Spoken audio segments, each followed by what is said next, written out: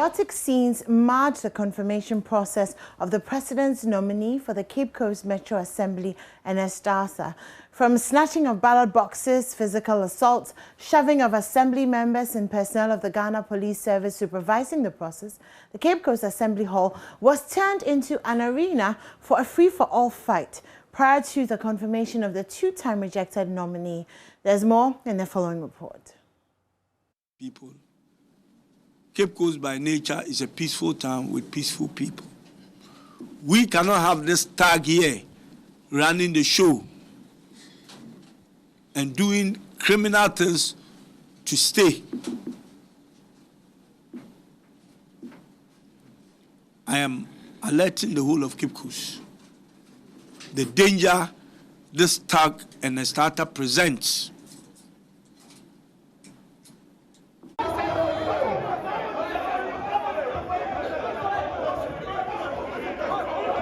After being rejected twice and the president renominating him, it became a cocktail of issues. While one group felt that he should be allowed to go through, others felt they should reject him for the third time. The assembly members got summoned and the event venue, the Center for National Culture, became the center of action. Voting got underway, and this time, the paramount chief of the Ogwa traditional area, Osabre Makwesiata, with his entourage was present to monitor the process. The security presence needed no mentioning as they were on hand to deal with any unfortunate occurrence. The voting was over and the sorting was underway. The MP for Cape Coast, George Kweku Hagan, walked up to the counting arena, and that was where the chaos erupted.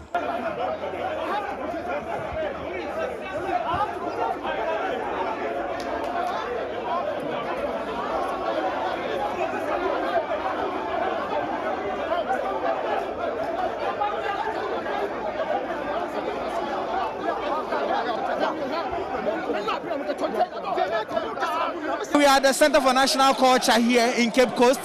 The elections to confirm the president nominee for the Cape Coast Metro Assembly is underway. The assembly members are done voting, but when it just got to the counting, we saw that the MP for Cape Coast South went to protect the ballot, and this erupted the confusion we are witnessing here. There is a struggle to protect the ballot here, and so you can see the paramount chief of the Ogwa traditional area is here, and other people. The security personnel are here in their numbers. They are trying to ensure that sanity prevails here. In the midst of that, an unidentified person snatched some of the ballot papers and took to his heels. The chaos heightened. The EC nonetheless went ahead to count the ballot papers. Out of the 63, the EC declared 45 yes and 18 no. And the yes vote meant the president's nominee had been confirmed. This assembly member was highly disappointed. The whole thing was cordial. We agreed to be here, and we are all here. The process is that we requested that we have an agent. The whole box, they started sorting out without any agent, which we find it unlawful. You see, afterwards, a whole lot of things happened. You see, and somebody snatched some of the ballot papers. We didn't even know the number. We didn't know what was going on. Everything was messed up. And we blame the EC for all this. We blame the EC for all this. I'm really disappointed. Okay, so what we saw was that when it came to the sorting and then the counting, we saw the MP for Cape Coast South go up there. He was ostensibly going to do what? Now, he personally requested from the PM that he needed to be present during the sorting and the counting. That is why you saw the MPs going up there. It was agreed that they need to be there. That is why you saw the Oman Hinitu. Oman Hinitu wanted to make sure that this election should be fair and reflect to the people of Cape Coast. His counterpart called for the arrest of the person that snatched the ballot papers. So we were curious. Why will he do that just after counting has ended? So we all went there to go and inquire. Was it before counting or after counting? That was before counting. When we went there to inquire, he said he is an agent. But as assembly members, we never met to appoint anybody to represent us as our agent. So he had no locus going near the ballot papers. Nothing of that sort. Are you getting me? So he started the whole confusion. And then suddenly we saw the MP for Cape Coast South, Kweku Hagan, also climbing up one, he is not the candidate. He is not the nominee who is being confirmed. He is only an assembly member, and he's an ex-official member of the assembly who has no voting right. And so you just cannot understand why he will climb up there. For what purpose? So we asked them to, get him down. Then all of a sudden, when sorting was being done, we saw one bodyguard of the MP, Kweku Rekitegin's bodyguard, jumped to the platform in an attempt to take away some of the ballot papers, but he failed. Ernest Arthur was later sworn into office to serve for the second term. He had this to say. It's a mixed feeling. It's a mixed feeling because when you are on course trying to do your best for your city and you have some such drawbacks, it's a problem. We all know it's not been a problem of as the assembly members not wanting to vote. This is an open secret that the MP for Cape Coast South, and now he's joined by the Cape Coast North MP, trying to prevent the assembly members from voting. You talk to them in private, they are willing to vote. I've worked with them for 4 years, they know who I am, they know I'm capable, they know I'll be nice to them. But in a way, the politics that we do at the local level, they say it's not partisan, but we all know that we have the NDC members and the MPP members. They were trying to be loyal to their party. That is the open secret. It has never been the case that it's because Ernest Arthur is this and that he's not good and all that. Everybody know my track record, Kojo. They know my track record. So it's not about the assembly members not wanting to vote, but the manipulations of the MPs. His supporters chanted songs celebrating their victory. For Joy News, Richard Kwejonyago, Cape Coast.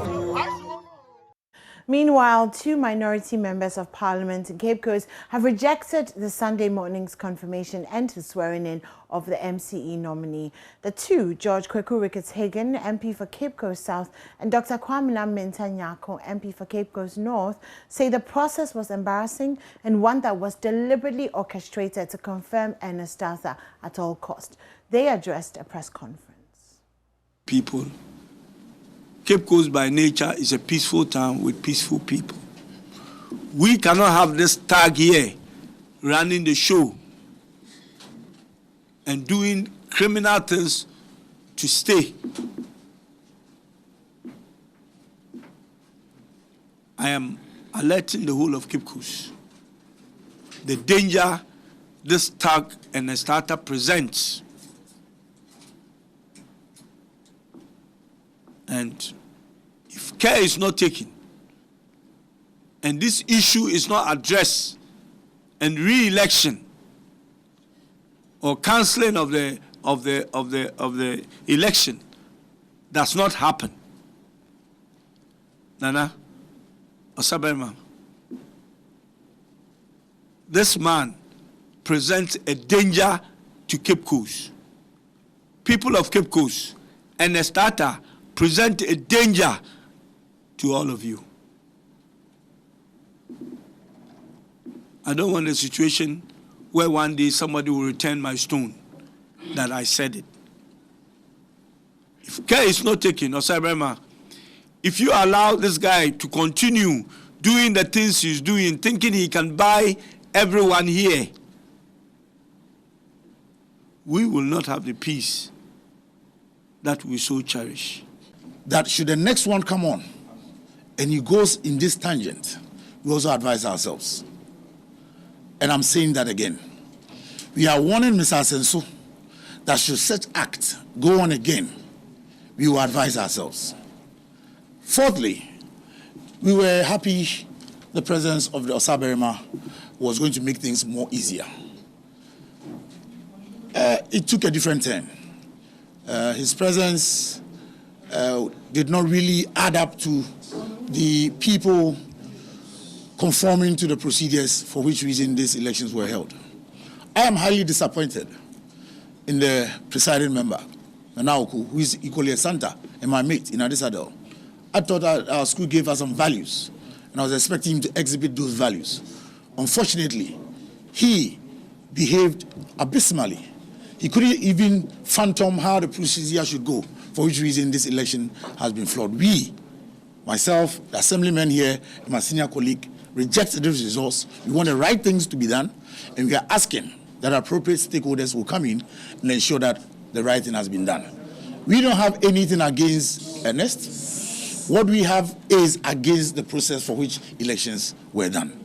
And on that note, we reject the results. Thank you very much. Now, some parents at Bremain Jamra are sitting on tenterhooks for fear of another disaster that could claim the lives of their children who are learning in very deadly school blocks. Memories of the 6 KG pupils killed 4 years ago when their school building collapsed on them would not let them sit and look on for a second incident. As for the pupils, the cracks in the walls and the eroded foundation of their classroom blocks are enough to discourage them from going to school on a daily basis. It is for these reasons the pupils and parents are intensifying their appeal to you to support them reconstruct their school block under the classroom project. Some of them have been speaking with Joy News.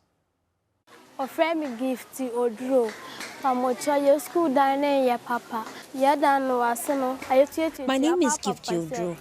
Our school building is in a bad shape.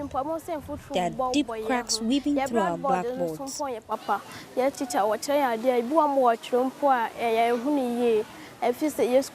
When our teachers write on the board, we can't even see the letters clearly. We desperately need your help. Your school down is one pono, I check. Matidis didn't pour a buno, your school down at Chessiano. Tis a more baby and when your school down at Chapa. But you're from Asha Budulai. Me back and Kualana, now you go once.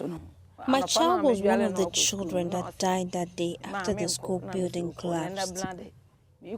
I recall that morning when I was bathing her.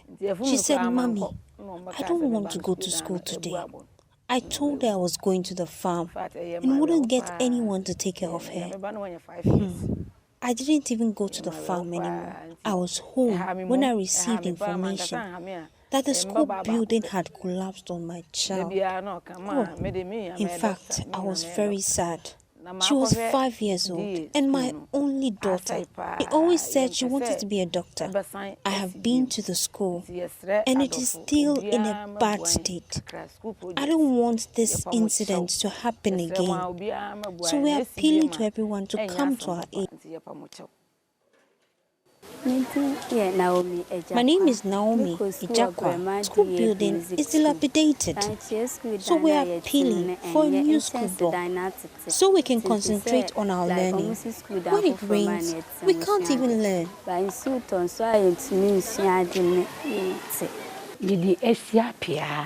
My name is Isiapia. I support the classroom project. We don't want that accident that made us lose our children to occur again. We have a DA school, which is also in a bad state. I'm appealing to everyone to support the classroom project so we can get a new classroom block.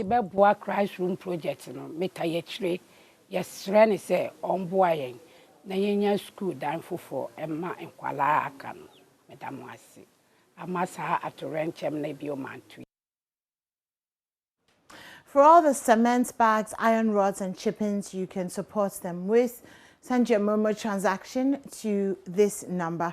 It's 059-303-8832 or Access Bank account number 009-010-105-4191. The branch code is 009 and the SWIFT code is ABNGHAC. You can also call 0302-211-680 for more. The Classroom Project, promoting social justice through philanthropy. Now let's move on to women in water and sanitation, and they have taken proper hand washing education to the pupils of Kwaso MAJHS in the Ejiso Joabe municipality of the Ashanti region.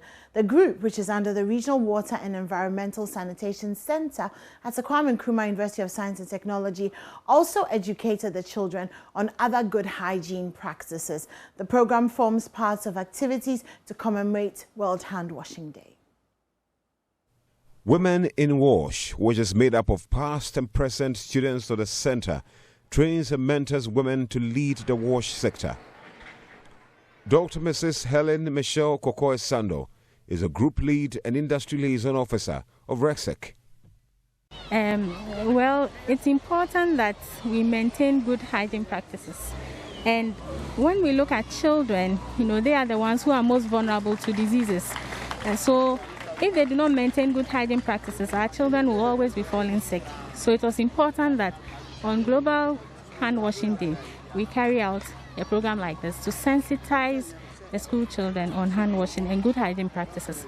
And in fact, what happens is that for children, they will take the message home. So we are relying on them to go back and then even educate their parents and other people in their home.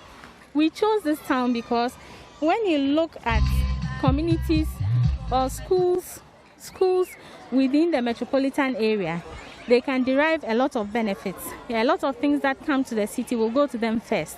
So we decided to go on the outskirts, go to the peri-urban communities, and then give them some education, sensitize them, and then also give them a few resources.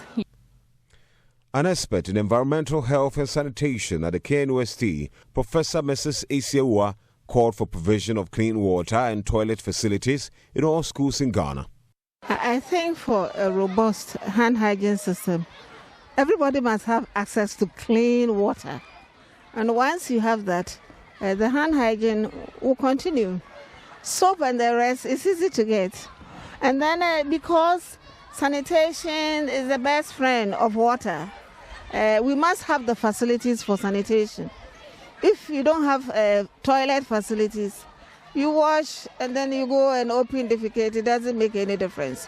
So all schools, in fact, I want to suggest that we must have proper toilet facilities for all schools. And all schools must also have access to clean water for the students to enjoy good hygienic practices in their communities.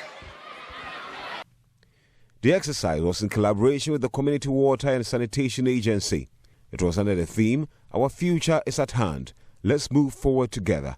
Acting Systems Manager of Omekwaso Community Water and Sanitation Agency, Eric Chumberema, emphasized that COVID-19 pandemic prevention has made the partnership more important. Community Water and Sanitation Agency, for the past years, ever since its existence, has been organizing programs to mark the World Hand Washing Day every year. And this time we had planned on doing it, and then fortunately REXEC came along, so why not?